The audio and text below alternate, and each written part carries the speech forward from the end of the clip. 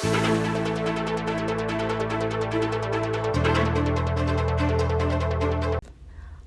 na ning sakit ning biye, dakal pamurin kano kareng kaya katamong kabalen ning magkasakit kayang pamagaral.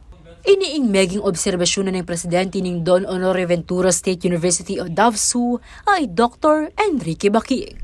Bistaman libre na la matrikula, still dakala pamurin dahil makalunos nung minsan ela maka-attend classes regularly, ulan ninitang alalang pamasahe.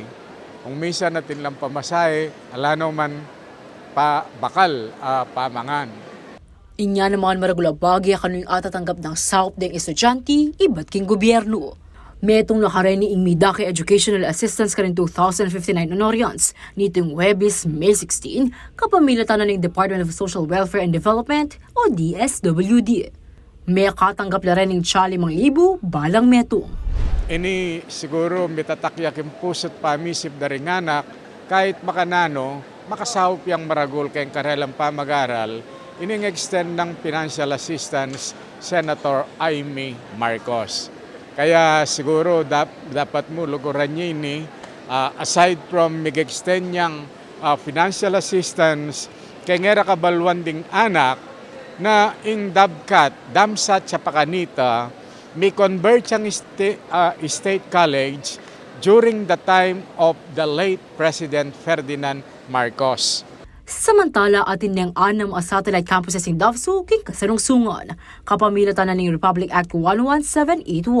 Apin din ring campuses king Apalit, Candaba, Porac, Mexico, Santo Tomas at Lubao. We brought the services of the university closer to the people, especially those coming from the geographically disadvantaged segment of the society, detang pakakalulo. Kaya again, siguro inigagawa na nindabso ngayon ni maragul sawup kareng kaya katamong kabalen, lalo na retang masyadong miswerte kayong karelang kabiyayan. Balaw siya kano in Davao king pa mag-innovate miyalo ang programa ang makataluki kareng kasalungsungan demanda reng industriya. At tatandaan ng metong kareng bayong kurso ing migumpisa inyang milabas sa banwa. Ing Regulatory Management System, Regulatory Impact Assessment o RMS-RIA, lalam na ning Public Administration Program.